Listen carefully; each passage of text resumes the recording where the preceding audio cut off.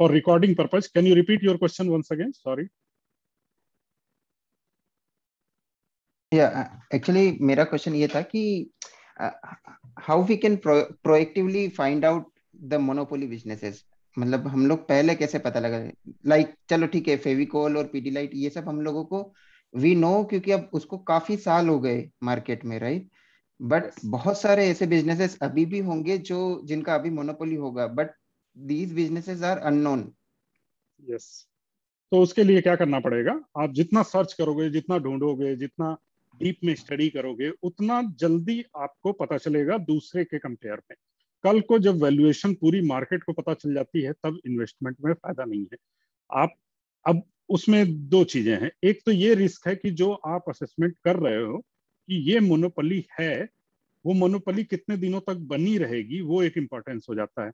तो जब तक वो कुछ लेवल तक मोनोपोली स्टेब्लिश नहीं होती, कुछ सालों तक कंपनी अपने परफॉर्मेंस पे, अपने सेल्स पे, प्रॉफिट मार्जिन पे ग्रो करके वो एक्चुअल प्रूव नहीं करती है, तब तक एक रिस्क भी एसोसिएटेड है जिसको आप मोनोपोली समझ रहे हो.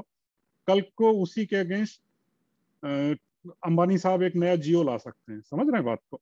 एक बिजनेस अभी इतना इनिशियल स्टेज में है कि कोई बड़ा आदमी उसके अगेंस्ट अपनी अपनी कंपनी नहीं खोलना चाहता. अभी लगता है उसको मार्केट शेयर ही बहुत छोटा है, लेट इट ग्रो. मैं तो जिस दिन एक दिन आऊंगा, एक ही दिन में जियो खड़ा कर दूंगा. या टाटा सोचता है टाटा कर सकता है, या फॉर एग्जाम्पल आप समझ रहे हैं कि एक इनिशियल स्टेज में किसी भी मोनोपोली बिजनेस को ढूंढने पे उसके साथ एक रिस्क भी एसोसिएटेड है. लेकिन ऐसा नहीं है कि नहीं करना चाहिए. एक्चुअल जो ग्रोथ है, एक्चुअल जो शेयर मार्केट की हमको बेनिफिट मिलना है, प्रॉफिट मिलना है, वो ऐसे जगह से ही मिलना है जहां पे कंपनीज के मोनोपोली स्ट्रांग होगी. मोनोपोली स्ट्रांग होने से उनको क्या होगा, सेल्स की डिमांड कंटिन्यूअस बनी रहेगी और उनके प्रॉफिट मार्जिन अच्छे रहेंगे. तो जब दोनों दो ही चीजें चाहिए आपको, top line and bottom line. Top line क्या बोलते हैं, सेल्स कैसी रही, खिलाड़ी ने एवरेज कितना मेंटेन किया, रन कितने बनाए, किस स्ट्राइक रेट से बनाए, उसका एवरेज क्या था, वो सारी प्रॉफिट्स में काउंट होते हैं. सेंचुरी बनाई उसका कंट्रीब्यूशन पूरे रन में कितना था. अगर आपने सोचे सचिन तेंदुलकर को क्यों इतनी वैल्यूएशन, एक जमाना था जब पूरी टीम 250 रन बनाती थी और 120 रन उसी के होते थे, राइट?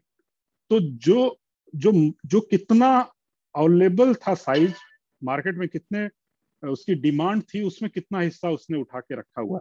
तो इसमें क्या है, नॉन प्रोडक्ट्स आप फिंगर पे काउंट कर सकते हो, मे बी 50 प्रोडक्ट.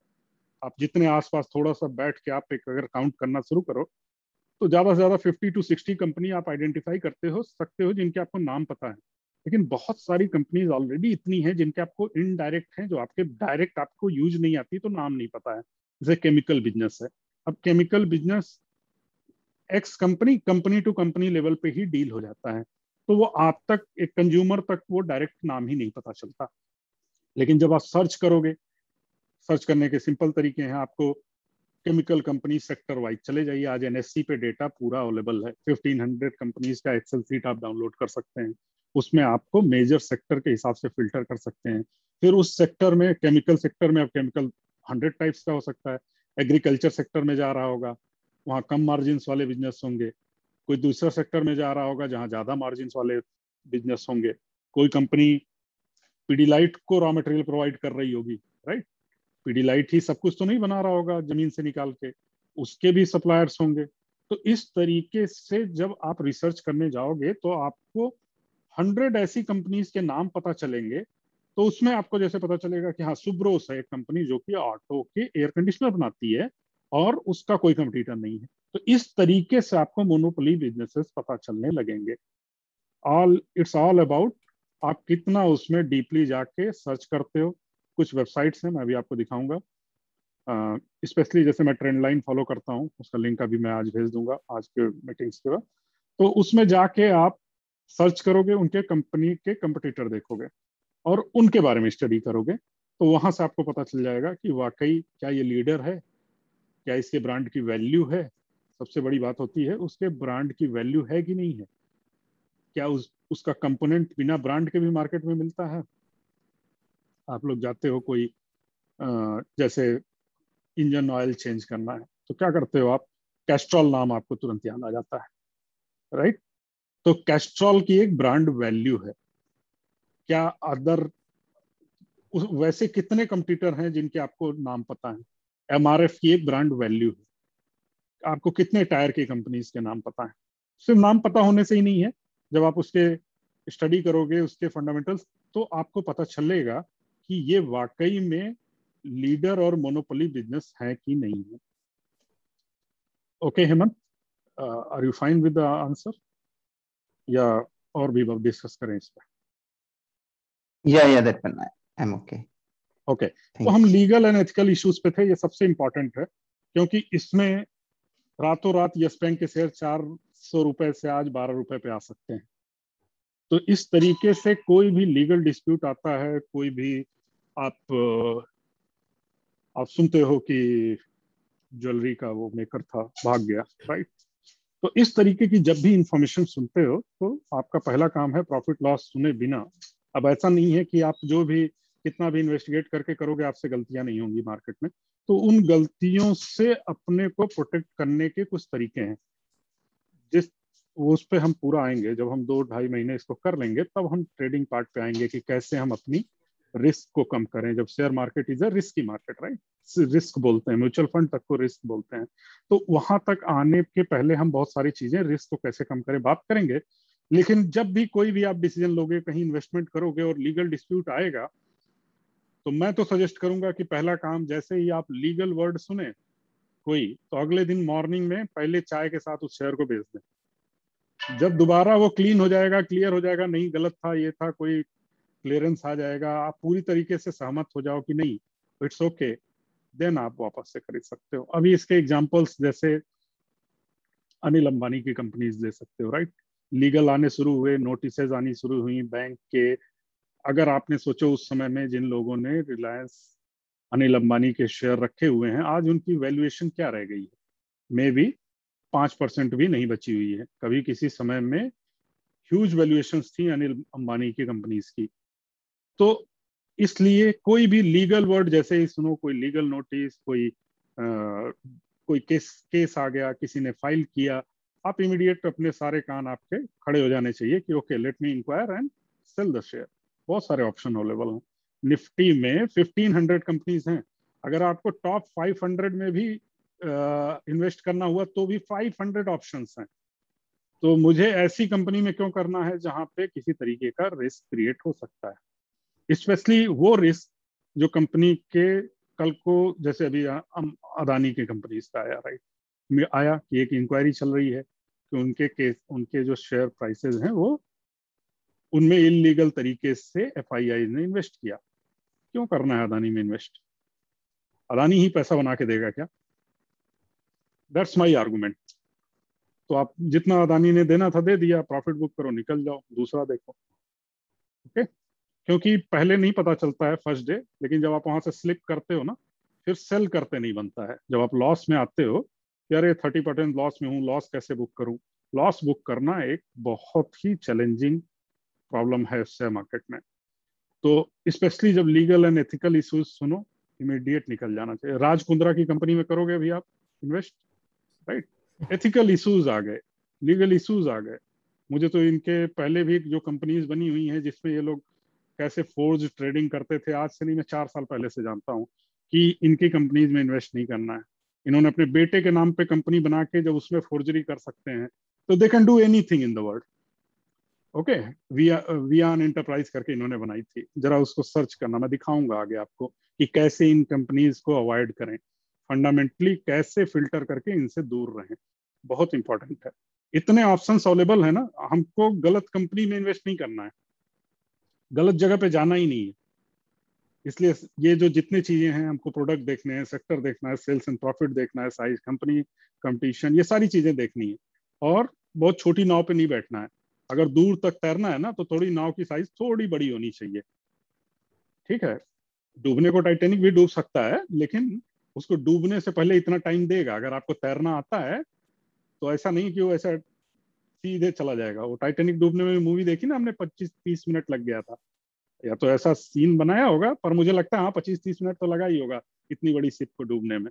तो वैसे कोई बड़ा शेयर डूबता है ना तो थोड़ा टाइम लेता है, तो आप वहां से निकल के भागने की पूरी तैयारी में आपको, अगर आप क्विक हैं तो आप तुरंत निकल सकते हैं उस कंपनी से, उस जहाज से। तो उस तरीके से हम सोचना शुरू करेंगे, और किस किस पर्सपेक्टिव से लिया है पूरी स्टडी करके ही हम शेयर को खरीदेंगे।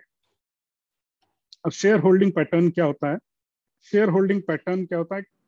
एक कंपनी जैसे आईपीओ आज लॉन्च हुआ, कभी ना कभी हर कंपनी आईपीओ के जरिए ही मार्केट में आती है, कभी डेब्यू करती है, कभी मारुति ने किया था, कभी टीसीएस ने किया था। तो होता क्या है, एक आदमी ने अपना बिजनेस खड़ा किया, वो बिजनेस उसके इंडिविजुअल कैपिटल से भी हो सकता है, और जब वो बना रहा था, जब नॉन लिस्टेड प्लेयर था, तब उसके कुछ प्राइवेट इन्वेस्टर्स भी हो सकते हैं। जैसे मेरे फ्रेंड ने कोई एक कंपनी बनाई है और मैंने उसको कहा ही नीड अ फंड, तो मैंने कहा मैं एक्स अमाउंट आपको देता हूँ, आप अपने 5% वैल्यूएशन मेरे कंपनी के आप दे दो। तो इनिशियल स्टेज पे ही प्राइवेट प्लेयर्स बहुत सारे लिस्टेड हो जाते हैं। फॉर एग्जांपल जैसे नजारा टेक आने से पहले ही उसमें झुनझुनवाला की ऑलरेडी उसमें इन्वेस्टमेंट थी। जैसे अगर आप और भी देखेंगे तो इन्फो एज करके कंपनी है, राइट, नौकरी.com जिसको बोलते हैं। इन्फो एज के बहुत सारे जो, जैसे अभी जोमेटो आया उसमें भी उसकी शेयर होल्डिंग है। तो मार्केट लिस्ट होने से पहले भी किसी कंपनी में कुछ लोग ओनर्स को छोड़ के लिस्टेड होते हैं, कभी कभी नहीं भी होते हैं, हो सकता है 100% ओनर पहली बार ही मार्केट में ले आए। तो जब वो ले आता है ना मार्केट में, तो पैसे उठाने के लिए आता है। अब उसको शेयर मार्केट से क्यों पैसे चाहिए, बैंक से क्यों नहीं ले लेता? क्योंकि जब वो बैंक से लेता है ना तो उसकी लाइबिलिटी होती है कि उसको 7% 8% देना ही देना है, राइट। जो भी लोन 8% 10% जिस लोन पे भी उठाएगा उतना तो उसको देना ही देना है। लेकिन जब वो शेयर मार्केट से उठाता है, तो शेयर मार्केट से पैसे उठाने में क्या होता है कि ये पब्लिक का पैसा होता है, आप तो ओनर हो गए, आप भी ओनर हो गए, तो अभी ओनर को देना नहीं है। जब कंपनी परफॉर्म करेगी तो आपको मिलेगा, कंपनी की वैल्यूएशन बढ़ जाएगी, कोई लाइबिलिटी नहीं है। अगर आपने शेयर खरीदा तो आपको जरूरी नहीं कि वो डिविडेंड देगा ही देगा। समझ रहे हैं बात को? तो जब आप शेयर से कंपनी प्रॉफिट पैसे उठाती हैं तो लाइबल नहीं होती है किसी फिक्स फिक्स पैसा उनको देना ही देना है अपने इन्वेस्टर्स को, वो जरूरी नहीं होता है। प्रॉफिट बनेगा, जो शेयर होल्डर सारे मिलकर डिसाइड करेंगे कि डिविडेंड लेना है कि एक नई और फैक्ट्री सेटअप करनी है, वो लोग वो डिसाइड करेंगे। पर ये बेनिफिट है शेयर करने का। तो शेयर होल्डिंग क्या होती है? आपने एक कंपनी ने 1 लाख शेयर डिस्ट्रीब्यूट किए, 1 लाख शेयर, मान लीजिए उसने 1 लाख की वैल्यूएशन रखी, तो उसने कहा 1 रुपए का एक शेयर के हिसाब से 1 लाख शेयर आज मैं लीगली डिफाइन कर रहा हूं, और 70% मेरे पास रहेंगे, 30% यानी 30,000 रुपए में मैं अपने इन्वेस्टर्स को दे दूंगा। तो किसी ने 5,000 दिए तो उसको 5,000 शेयर रिलीज कर दिए। तो ऐसे करके बहुत सारे इन्वेस्टर्स आते हैं जो उस शेयर्स को उठाते हैं। जब लिस्टिंग होती है तो रिटेलर अप्लाई करते हैं, म्यूचुअल फंड अप्लाई करता है, फॉरेन इन्वेस्टर्स अप्लाई करते हैं, सभी लोग उस शेयर को, जो इंटरेस्टेड रहेगा, अगर वो कंपनी में इंटरेस्ट लेना है तो वो लोग अप्लाई करके उसे बाई करते हैं। तो इसका पैटर्न क्या बताता है? अगर आप अच्छा बिजनेस है ना तो उसमें वो गुड़ है तो मक्खी आएगी। अभी अगर मीठा है तो क्या करेगा, सभी लोग उसको खरीदना चाहेंगे। तो उसके इन्वेस्टर्स के पैटर्न में आप देखोगे कि स्ट्रांग बड़े investors, mutual funds, foreign investors, ये सारे लोग उस कंपनीज के शेयर में पार्टिसिपेट करते हैं, लेना चाहते हैं, स्ट्रांग हैंड इनको बोलते हैं, वो लोग इसको खरीदना चाहते हैं। अगर मान लीजिए कोई कंपनी वीक है और आज को वैल्यूएशन तो जो ओनर है उसको मिल गई 50,000 करोड़, और उसको पता है ओनर को कि ये तो इसकी वैल्यू 5,000 करोड़ भी नहीं है, मार्केट कई बार इरेशनल हो जाती है, और या वो खुद ही फोर्जरी कर रहा होता है, वो कंपनी की वैल्यूएशन ज्यादा बता रहा होता है, एक्चुअल शेयर प्राइसेस फोर्ज करके।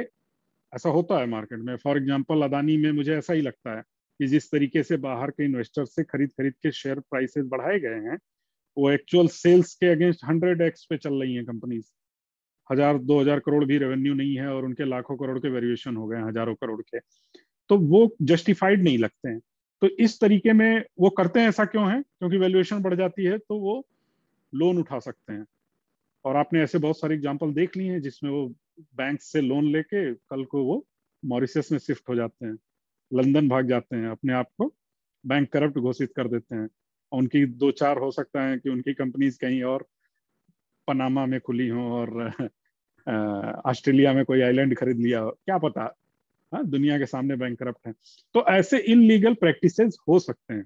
तो इसके लिए जब उनमें, अब जब भी एफआईआईज या म्यूचुअल फंड्स या एलआईसी ये लोग इन्वेस्ट करते हैं तो ये बहुत सारी चीजें देखते हैं। तो इसीलिए शेयर होल्डिंग में कौन लोग इन्वॉल्व हैं ये जानना हमारे काम का हो सकता है। प्लस ओनर ओनर खुद के अपने शेयर तो नहीं मार्केट में बेचता चला जा रहा है, अपनी खुद की लिक्विडिटी कम करता चला जा रहा है। मैं तो कहता हूं जिसको ओनर ही बेच रहा हो, यानी वो उसको ही अपनी कंपनी में भरोसा नहीं है, तो मैं उस कंपनी पे क्यों भरोसा करूंगा।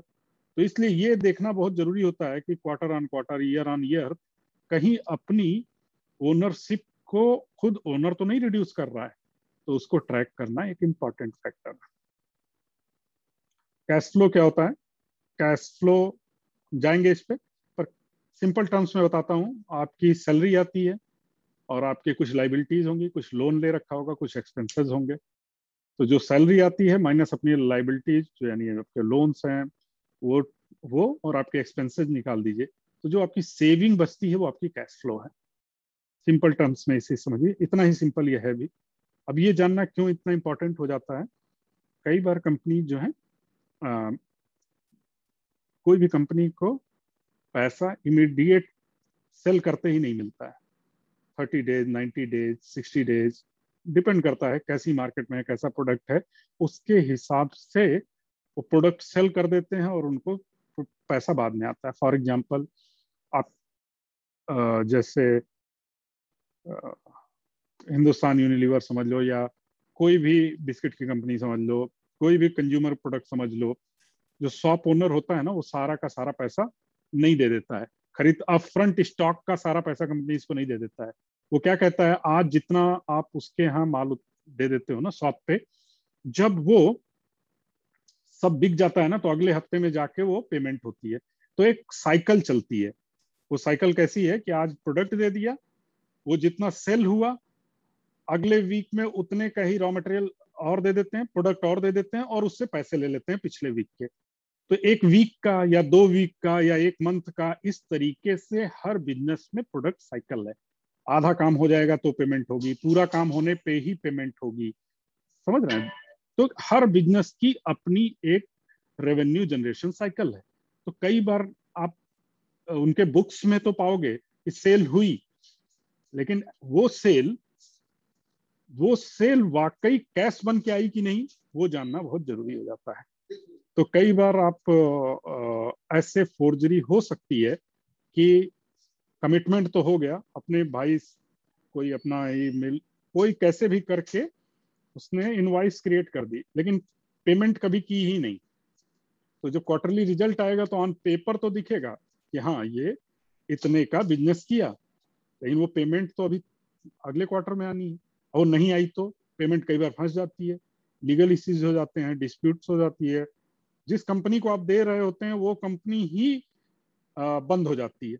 आपने रॉ मटेरियल दिया उसको और वो उसने कहा वो 30 डेज पेमेंट साइकिल थी, और वही कंपनी ही बंद हो गई, तो आपके पैसे फंस जाते हैं। तो अल्टीमेटली कैश फ्लो ये होता है कि आपने जो पैसा दिया वो आया भी आपके पास, आपका प्रोडक्ट, आपने जो एक्सपेंसेस किए आपके पास आ गया। तो कैश फ्लो एग्जैक्ट बताता है इतनी आपके अकाउंट में डेबिट हो गया है, सैलरी आपको डेबिट हो गई है, इसके अगेंस्ट आपका इतना लोन कट गया, इतना एक्सपेंस हो गया, ये बचा है। तो कई बार ये इतना इजी जो दिखता है वो होता क्यों नहीं है, क्योंकि क्या करती हैं कंपनीज, ग्रो करने के नाम पे लोन उठाती रहती हैं। तो जितना, अगर मान लीजिए 100 रुपीज का रेवेन्यू किया और 10 रुपए उसको वापस नहीं आए, तो 10 रुपए को कंपनसेट करने के लिए क्या करती हैं, 20 रुपए का लोन उठा लेती हैं कि हम तो एक प्रोडक्ट लाइन डाल रहे हैं। तो इन्वेस्टर्स को लगता है कि अब इसका बिजनेस, जो आज ये 100 रुपए का बिजनेस करता था, अगले साल से 120 रुपए का होगा, क्योंकि इसने तो एक और नई प्रोडक्ट लाइन खड़ी कर दी। और वो एक्चुअल में प्रोडक्ट लाइन जो है 10 रुपए भी एक्सपेंस नहीं किया उसने। ऐसी बहुत सारी माल प्रैक्टिसेस होती हैं, समझ लीजिए आप। उसने उसकी ही एक लेफ्ट हैंड से राइट हैंड में पैसे इधर उधर स्विच हो सकते हैं। एक ही कंपनीज की 10, 12, 14, 20 सब्सिडरी कंपनीज हो सकती हैं। फॉर एग्जाम्पल, अभी अभी हमने एक डिस्प्यूटेड केस देखा दैनिक भास्कर का। उनके उनके जो ओनर्स हैं उन्होंने बहुत सारी कंपनीज बना रखी, कभी टैक्स दिया ही नहीं। 60-70 कंपनी बना दी, इधर उधर पैसा घुमा रहे हैं, ये उसको दे रहा है, वो उसको दे रहा है, इधर उधर घुमा के, और वो पैसा गायब हो गया, टैक्स कभी दिया ही नहीं। जो अर्निंग है उसको इतने छोटे छोटे पार्ट्स में इधर उधर घुमा दिया कि उसको ट्रैक करना ही मुश्किल हो जाए। तो ऐसा ही बहुत बार कंपनीज करती हैं, लेकिन वो कैश फ्लो में, क्योंकि वो कैश फ्लो स्टेटमेंट्स की थर्ड पार्टी ऑडिटिंग होती है, इट्स ऑलमोस्ट इम्पॉसिबल, क्योंकि वो पैसे बैंक में आए होते हैं, वो स्टेटमेंट में आता है तभी वो ऑडिटिंग में दिखता है। तो इसको फोर्स करने के तरीके ये हैं कि आप ग्रो करते रहो, लोन लेते रहो, आगे बढ़ाते रहो। जैसे पता नहीं कितने लोगों ने वो वेब सीरीज देखी है 92 स्कैम वाली। उसमें वो क्या करता है, एक्स बैंक से लेके इन्वेस्ट कर दिया, वाई बैंक से लोन लेके एक्स का उधार चुका दिया, फिर जेड बैंक से लेके इन्वेस्ट कर दिया, फिर एक एक्स और किसी कंपनी से लोन लेके उसका उधार चुका दिया। यानी मार्केट में वो पैसे लोन लेके इसका उठा के उसको दिया, और वो घुमाते रहते हैं, क्योंकि एक्चुअल मनी तो जनरेट नहीं हो रही होती है। और वो अपनी वैल्यूएशंस को किसी भी और तरीकों से बढ़ा हुआ दिखा सकते हैं कि हमने प्रोडक्ट लाइन बनाई, हमारी सेल्स ये होने वाली, हम ऑस्ट्रेलिया मार्केट में एंटर करने वाले हैं। तो इस तरीके से बहुत सारी चीजों से वो लोग लोन उठा सकते हैं। There are flaws. तो हमको ये जानना बहुत जरूरी है कि एक्चुअल कैश फ्लो स्टेटमेंट क्या है। अब वैल्यूएशन पार्ट पे आते हैं, इस पे थोड़ा डिस्कशन इंटरेस्टिंग रहेगा। वैल्यूएशन कैसे डिसाइड करेंगे? बहुत सारे लोग बोलते हैं, कई बार मुझसे मुझे भी पूछते हैं, कोई एक सस्ता शेयर बताओ ना। तो सस्ता शेयर क्या होता है, चीप चीप शेयर प्राइस क्या होती है? बहुत सारे लोग बोलते हैं कोई एक 10, 20, 25 रुपए वाला शेयर बताओ ना। तो क्या जिस शेयर की प्राइस 25 रुपए है वो चीप है, और जो 250 रुपीज का है वो महंगा है, और जो 2500 का है वो महंगा है? कितने लोगों को यहाँ पे एमआरएफ की शेयर प्राइस पता है? एमआरएफ का शेयर किसी को पता है कितने का है? 80,000 प्लस का है। और उसी के सामने जेके टायर 158 रुपीज का आज हो गया, और अपोलो टायर का 200 समथिंग, और सीएट टायर का 1400 समथिंग। तो अगर ये चारों पांचों आपके सामने रख दिए जाएं, एक 150, 200, 1400 एंड 80,000, तो क्या लगता है आपको कौन सा चीप है? एनीवन? 140 रुपीज वाले को चीप मान लिया जाए, 150 रुपीज वाले को? 80 रुपए, 80,000 वाला तो जाहिर सी बात है महंगा है ना, 80,000 का है, राइट? कैसे डिफाइन करेंगे कि कौन सा सस्ता है? एनीवन? कैपिटल एक्सपेंडिचर देखना पड़ेगा, नहीं नहीं, उसका साइज, मार्केट नो। आपके सॉरी, आवाज कट रही है, फिर से बोलिएगा। टोटल इन्वेस्टमेंट में वो रिटर्न कितना देता है? जैसे आपकी शेयर प्राइस कोई भी हो, लेकिन सपोज कि आपने 50,000 का इन्वेस्ट किया है, तो उसमें से वो रिटर्न कितना देगा आपको? सपोज 1 मंथ 1 ईयर का आप स्पाम कंसिडर करके, तो उस हिसाब से आप कंसिडर कर सकते हो कि उसकी वैल्यूएशन कितनी है। सही है, लेकिन यहाँ पे मैं एकदम सिंपल टर्म्स में बता रहा हूँ। अगर कंपनी की, सारे कंपनीज की वैल्यूएशन चलिए अभी के लिए मान लेते हैं, सबकी वैल्यूएशन मान लेते हैं 80,000 रुपीज है सबकी। अब किसी ने सिर्फ एक शेयर मार्केट में डाला है, तो एक शेयर की कीमत 80,000। लेकिन अगर उसी में उसने बोला कि ये 100 शेयर मैं डालूंगा, 8-800 रुपए, 8-8 हजार रुपए के, सॉरी 800 रुपए के 100 शेयर डाल दूंगा, तो एक शेयर 800 का हो गया, लेकिन आपको कितना मिल रहा है? 1/100 मिल रहा है। जब आप एक शेयर खरीद रहे हो उस कंपनी का, तो आपको आपको हिस्सेदारी कितनी मिल रही है? 1% मिल रही है। फिर से एक्सप्लेन करता हूं। मान लीजिए 1 लाख रुपए का किसी ने शेयर बनाया, और उसने कहा कि 2 शेयर मैं रिलीज कर रहा हूँ 50-50 हजार रुपए के। तो जब आपने 50,000 रुपए का एक शेयर खरीदना ना, तो आप 50% के हिस्सेदार हो गए, क्योंकि उस कंपनी में 2 ही शेयर हैं, 1 लाख रुपए की कंपनी है, 50,000 में आपने 50% की पार्टनरशिप खरीद ली। लेकिन अगर किसी ने उसी में 100 शेयर रिलीज किए 1 लाख रुपए में, तो जब आप एक शेयर खरीदोगे तो आप कितने के हिस्सेदार हो? 1% के हो। तो it's all about the number of share. जो वैल्यूएशन है उसके अगेंस्ट कितने नंबर ऑफ शेयर हैं। तो जब आप एमआरएफ का एक शेयर खरीदते हो, तो आप बड़ा हिस्सा खरीद रहे हो। It's like you are buying 1000 shares of you can say JK tyres और Apollo. It's not one share you are buying. हिस्सेदारी कितनी मिल रही है आपको? जब MRF का आप एक शेयर खरीदते हो तो आपको एक बड़ी हिस्सेदारी मिल रही है। एक शेयर से हिस्सेदारी काउंट नहीं होती है, काउंट होती है कितने शेयर है। आपने एक शेयर खरीदा है ना, उस एक शेयर में आपको कितनी हिस्सेदारी मिल रही है। तो जब आप 150 रुपीज पे देख रहे होते हैं ना, तो एक्चुअल में आपको हिस्सेदारी बहुत छोटी मिल रही होती है। तो अगर मान लीजिए आपको 1,80,000 रुपए इन्वेस्ट करने हैं, तो आपको फर्क नहीं पड़ता कि आपको उसके बदले में एक शेयर मिला या 100 मिले या 1000 मिले। डिपेंड करता है कि वो 1000 मिलके, 100 मिलके, 1 मिलके आपको हिस्सेदारी कितनी मिली। मान लीजिए उस कंपनी के आप 5% के पार्टनर हो गए एक शेयर खरीदने पे, तो आप 5% के हिस्सेदार हो। Is it clear to everyone कि वैल्यूएशन शेयर प्राइस कैसे डिफाइन होता है? 80,000 महंगा नहीं हो सकता। अगर मान लीजिए 80,000 पे करके आपको 10% की वैल्यूएशन मिल गई कंपनी में, और आपको ये 80,000 रुपए के ही 500 शेयर खरीदने के बाद आपको सिर्फ 5% वैल्यूएशन मिली, तो कौन सा सस्ता हुआ? 80,000 इज ए चीपर, क्योंकि आपको एक 80,000 खरीदने पे आपको बड़ी हिस्सेदारी मिल रही है। Is it clear to everyone? तो कभी भी शेयर का प्राइस एब्सोल्यूट प्राइस में कंपेयर नहीं करेंगे। ये ऐसा ही हो गया जैसे वो सॉस की बोतल आती है या कोई भी प्रोडक्ट आप खरीदने जाते हो, राइट? एक 10 ग्राम का पाउच भी आता है, एक 1 लीटर का पाउच भी आता है। तो एक बॉटल खरीदा मैंने, तो एक बॉटल ये भी लिया, एक बॉटल ये भी लिया, दोनों को कंपेयर कैसे करेंगे? ये 1 लीटर दे रहा है आपको उसके सामने, और ये आपको सिर्फ 100 ml दे रहा है। तो ये जो 80,000 रुपए में आपको क्या दे रहा है वो, और ये 150 रुपीज में आपको क्या दे रहा है। एक शैम्पू का 1 लीटर खरीद रहे हो आप, एक शैम्पू का पाउच खरीद रहे हो। तो इसी तरीके से आप समझ लो कि जो 80,000 है उसमें वो पूरा कंटेनर दे रहा है आपको शैम्पू का, 5 लीटर शैम्पू आ रहे हैं उसमें, और ये आपको एक पाउच आ रहा है। इस तरीके से वैल्यूएशन को देखना चाहिए। कंपैरिजन उसका कितना हिस्सा मिल गया, इस तरीके से देखना चाहिए। 10 more minute टू गो। एक चीजें और देख लेते हैं। तो कंपनी के जब आप फंडामेंटल स्टडी कर रहे होगे, तो एक तरीके से आप लेखा जोखा, बही खाता जिसको बोलते हैं, बैलेंस शीट देख रहे होगे।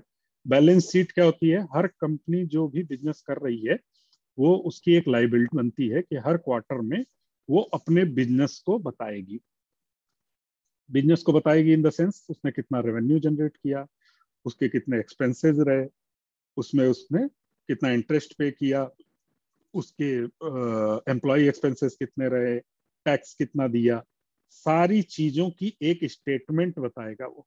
जैसे एक स्टूडेंट अपना पढ़ाई करता है, उसके एग्जाम होते हैं क्वार्टरली, उसको क्या आता है, सब्जेक्ट वाइज उसको नंबर मिलता है, तो उसने सही से पढ़ाई लिखाई चल रही है कि नहीं, उसकी एक ओवरव्यू उसकी मार्कशीट पे देख लें अगर हम, उसके पिछले साल की, अभी की, रिसेंट की, तो हमको पता चल जाता है कि मोर और लेस हमको उस स्टूडेंट के बारे में पता चल जाता है कि इसकी पढ़ाई लिखाई, इसका IQ सब कैसा है, उसके सिर्फ नंबर्स देख के। तो वैसा ही बैलेंस शीट भी है। कंपनी क्या एक्चुअल कर रही है उसको बैलेंस शीट में वो हर क्वार्टर में दिखाती है। अब वो बैलेंस शीट थर्ड पार्टी से ऑडिटेड होती है। अगर कोई शेयर मार्केट में लिस्टेड है तो उसे थर्ड पार्टी से ऑडिटिंग करानी पड़ेगी। मैंने तो बोला 1,000 करोड़ का रेवेन्यू आया, उसको वेरीफाई कौन करेगा? एक थर्ड पार्टी वाला वेरीफाई करेगा। गवर्नमेंट की एजेंसीज हैं, वो भी उनका टैक्स, उनके जो अकाउंट्स होते हैं, सब पे नजर रखती हैं। तो इन सब चीजों से हमको अल्टीमेटली बैलेंस शीट में उसका पूरा लेखा जोखा, उसकी पूरी इनकम, एक्सपेंसेस, सारी चीजें दिखती हैं। हम इसका एग्जांपल लेंगे, सिर्फ हम ये PPT पे नहीं जाएंगे, आज सिर्फ समझते हैं। नेक्स्ट सेशन में हम लोग इसके एक्चुअल एग्जांपल्स लेंगे कि बैलेंस शीट कैसी दिखती है, प्रॉफिट एंड लॉस स्टेटमेंट क्या होता है, उसका कैश फ्लो कैसे देखते हैं, हम एक्चुअल पे आएंगे। अभी क्विकली एक 5 मिनट है तो मैं इस PPT को पूरा कर देता हूँ, और फिर अगले बार में हम एक्चुअल कंपनीज के ये सारी जितनी चीजें बात कर रहे हैं उसके एग्जांपल्स के तौर पे देखेंगे। एसेट क्या होता है? कोई कंपनी का एसेट क्या है? उसके पास कितने प्रॉपर्टी क्या है? आप एक फैक्ट्री है ऐसे इमेजिन करो, तो किसी लैंड पे बनी होगी, उसकी फैक्ट्री बनाने में कुछ एक्सपेंसेस हुए होंगे और कुछ इक्विपमेंट लगाए होंगे, मशीनरीज लगाई होंगी, राइट? कोई अगर कोई प्रोडक्ट बना रही है, मैन्युफैक्चरिंग की कंपनी है, तो उसने कुछ इक्विपमेंट डाल रखे होंगे और उसके पास कुछ कैश होगा जिससे वो रॉ मटेरियल खरीद रही होगी, बेच रही होगी, और एक फाइनल कैश बच रहा होगा। ये सारी चीजें मिला दें तो ये उसका एसेट है। अगर हमको वो फैक्ट्री खरीदनी है तो हम क्या करेंगे? अगर मान लीजिए हम गॉड फादर स्टाइल में पहुंचते हैं, the offer I will give you can't refuse, ऐसा करके बोलते हैं, तो कितने में बेचेगा वो पूरी कंपनी हमको? वो कहेगा देखो भाई, मेरे पास लैंड इतने की है, मेरी फैक्ट्री इतने की है, मेरे पास कैश इतना है, मेरी कंपनी की ये वैल्यूएशन है। तो एसेट ही टोटल वैल्यूएशन है। और उस वैल्यूएशन में अगर वो ये ना बताए कि उसकी लाइबिलिटी कितने की है, उसने लोन कितना उठा रखा है, ये लैंड तो ले रखी है, ये फैक्ट्री खड़ी कर रखी है, मशीन ले रखी है, लेकिन उसने वो लोन पे पूरा उठा रखा है, वो अनिल अंबानी है अपनी कंपनी का, तो उसकी वैल्यूएशन जीरो भी हो सकती है, इवन माइनस में भी हो सकती है कि उसने जितना उठा रखा है। मान लीजिए एसेट क्वालिटी वर्स होते चले गए। एसेट क्वालिटी वर्स होने का क्या मतलब होता है? आपने एक फैक्ट्री डाली 5,000 करोड़ में, लोन उठाया, ये किया वो किया, ओवर द पीरियड उसकी सेल्स नहीं बढ़ी और लोन तो बढ़ता गया आपको उसका, क्योंकि लोन में हर साल इंटरेस्ट जुड़ जाता है। तो 5,000 करोड़ से बढ़ के उसके जो उसका लोन है वो 10,000 करोड़ हो गया। और फैक्ट्री आपकी, क्योंकि आपकी डिप्रिशिएट हो गई, डिप्रिशिएट तो होगा, कोई प्रोडक्ट आप मशीनरी खरीद लिए तो नई मशीन की कीमत और 2 साल 4 साल यूज की हुई मशीन की कीमत गिर जाएगी। तो एक्चुअल एसेट की क्वालिटी 3,000 करोड़ ही रह गई और लोन बढ़ के सामने 7,000 करोड़ हो गया। तो एक्चुअल में आप माइनस में आ गए, आपका एसेट माइनस में है। तो ऐसा भी हो सकता है। तो कोई भी एसेट उसकी लाइबिलिटी के अगेंस्ट देखेंगे, कितना लोन है उस पर, और ओनर्स इक्विटी देखते हैं। अब जैसे आईपीओ आया तो उस पर ओनर्स का कुछ हिस्सा है, बाकी हिस्सा उसने पब्लिक को दे दिया, म्यूचुअल फंड्स को दे दिया, दूसरे लोगों ने उसको पिक कर लिया। तो एक टोटल एसेट क्या है? लाइबिलिटी प्लस ओनर्स इक्विटी है। अब लाइबिलिटी, आपको लाइबिलिटी पे पता चल रहा है कि उसने कितना लोन लिया। अगर मान लीजिए किसी ने बिल्कुल लोन नहीं लिया है, जीरो लिया है, तो जितनी ओनर की इक्विटी है, जितनी भी लैंड की वैल्यू है, उसकी प्रॉपर्टी है, सब कुछ वो एक डिफाइन करेगा ना कि 100 shares equal to this all everything. जैसे 1 kg gold equal to all this much of dollar और दिस मच ऑफ रुपीज, ऐसे करके शेयर जो डिफाइन होता है वो ऐसे ही डिफाइन होता है कि आपकी टोटल इतने एसेट थे, उसके अगेंस्ट में आपने 1 लाख शेयर रिलीज किए, वही उसी को ओनर्स इक्विटी बोलते हैं। तो एक्चुअल एसेट क्या होता है? अगर किसी की जीरो लाइबिलिटी हो, कोई लोन ना उठाया हो, जैसे कुछ कंपनीज हैं जिनको लोन उठाने की जरूरत नहीं है, कैश रिच कंपनीज है, टीसीएस इतना खुद ही कैश जनरेट कर रही है, they don't required any cash. But Reliance पे बहुत सारा लोन है। तो जब भी आप किसी की एक्चुअल वैल्यूएशन देखने जाओगे तो आप उसके अगेंस्ट कितने लोन पे वो खड़ा है वो माइनस करोगे उसके वैल्यूएशन से, फिर उसकी वैल्यूएशन, एक्चुअल वैल्यूएशन आपको पता चलेगी। देखेंगे ये सब हम लोग, कंपनीज के बैलेंस शीट एग्जांपल लेंगे और उसको ये एक्चुअल करके देखेंगे। कुछ ये याद करने की जरूरत नहीं है, और ये पीपीटी वैसे मैं शेयर करूंगा। तो इनकम स्टेटमेंट में दिखता क्या है? एक कोई इनकम स्टेटमेंट जो है ना, सैलरी स्लिप जैसी ही होती है। बेसिक पे क्या था, ये क्या था, कुछ कंपनी से ऑलरेडी आपने लोन लिया है, आपने एचआरए पहले से एडवांस ले लिया है, तो ऐसा ही दिखता है। रेवेन्यू कितना किया, एक्सपेंसेज, एक्सपेंसेज कहाँ से आ सकते हैं? एक्सपेंसेज आ सकते हैं प्रोडक्ट के रॉ मटेरियल कॉस्ट से आ सकते हैं, operational expenses, employ expenses, interest पे कर रहे हो, टैक्स पे कर रहे हो, ये सारा हिस्सा आपका एक्सपेंस आ जाता है। घर लिया आपने, रेंट पे कर रहे हो, वाटर बिल पे कर रहे हो, इलेक्ट्रिसिटी बिल पे कर रहे हो, वैसे जो फैक्ट्री चला रहा है वो हर तरह के एक्सपेंसेस को बियर कर रहा है, वो सारे एक्सपेंसेस, और उसके अगेंस्ट उसकी अर्निंग कितनी है, यानी रेवेन्यू कितना हुआ। जब वो रेवेन्यू माइनस ये कर देगा तो उससे पता चलेगा कि उसकी नेट इनकम कितनी है, प्रॉफिट कितना हो रहा है, सेविंग कितनी हो रही है आपको। जो सैलरी आई उसमें सारे एक्सपेंसेस हटाने के बाद आपकी सेविंग हो रही है। वैसे ही कंपनी की सारी रेवेन्यू में से आपने जितने तरह के एक्सपेंसेस थे, उसके रॉ मटेरियल के, उसके एम्प्लॉय के, ऑपरेशनल में क्या क्या आ जाता है, वही electricity cost, employ cost, salary दे रहा है, पीएफ दे रहा होगा, प्रोविडेंट फंड, ये वो सारे ओवरऑल जितने भी ऑपरेशनल एक्सपेंसेस हैं। कोई इंटरेस्ट पे कर रहा है, लोन उठाया तो इंटरेस्ट पे कर रहा होगा। लोन हमेशा बैड नहीं होता है, कई बार अगर आप लोन लिया आपने और उससे ज्यादा रेवेन्यू जनरेट कर रहे हो, उससे ज्यादा प्रॉफिट जनरेट कर रहे हो, 8% पे लोन उठाया, 18% के मार्जिन पे आप बिजनेस कर रहे हो, then you are 10% more profitable, you are growing with the use of loan. तो लोन बैड नहीं है, एक लोन को हेल्दी वे में यूज किया जा सकता है। आपको पता है कल को लैंड कॉस्ट कहीं पे बढ़ जाएगी, आपको घर बनवाना है, तो आप लोन पे खरीद सकते हो, तब तक पे करते जाओ जब तक 4-5 साल में, क्योंकि आपको पता है 5 साल में ये इतनी महंगी हो जाएगी कि अनअफोर्डेबल हो जाएगी। तो उसी तरीके से कंपनीज भी अपने लोन का यूज करती हैं। अब ये जो नेट इनकम आती है इसको कई तरीके से कंपनीज यूज करती हैं, डिविडेंड पे करती हैं, री इन्वेस्ट करती हैं, नई फैक्ट्री खरीद लेती हैं, नया बिजनेस बना देती हैं, कैश रखी रहती हैं, कभी बुरे समय में काम आएगा।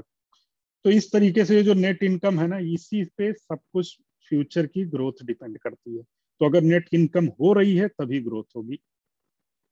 ये सारे रेशियोज हम डिस्कस करेंगे नेक्स्ट सेशन में। नेक्स्ट सेशन में पहले हम लोग थोड़े टर्म्स जानेंगे, जैसे PE ratio, price to book ratio, डेब्ट to equity ratio, return to equity, current ratio, net profit margin, ये सारे टर्म्स हम लोग अगले सेशन में डिस्कस करेंगे।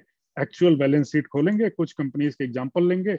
आप लोगों को किसी और का एग्जांपल समझना होगा तो आप लेके कंपनीज के नेम लेके आना, और उसी के बैलेंस शीट से हम पूरा समझेंगे। ये जितनी बातें आज हमने की हैं वो एक्चुअल में कोशिश करेंगे पहले हाफ में 1 या 2 कंपनी लेने की, और दूसरे हाफ में क्विकली 3 और एग्जांपल लेने की। तो ये सारे फंडामेंटल्स टर्म्स समझ में आएंगे। 1 minute to go. Anybody like to have any comment? Anything? All okay? Everyone? Anyone? लग रहा है सुला दिया मैंने।